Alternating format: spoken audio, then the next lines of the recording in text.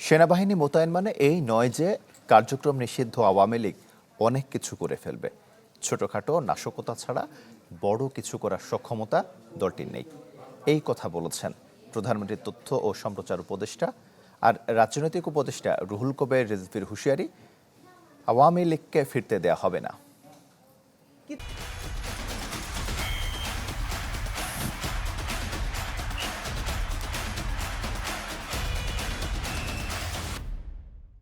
কিছু খুব ছোটখাটো নাশকতার সক্ষমতা হয়তো আছে, আর তাদের প্রচুর টাকা আছে, সেটা খরচ করে হঠাৎ করে কোনো নাশকতা করে কিনা, সেজন্য যে জায়গায় ঝুঁকি বেশি মনে হয়েছে সেখানে সেনাবাহিনী রাখা হয়েছে জনগণের নিরাপত্তার স্বার্থে। এর মানে এই না যে সরকার মনে করে আওয়ামী লীগ অনেক কিছু করতে পারবে। ওরা নানা ধরনের উস্কানিমূলক কাজ করবে।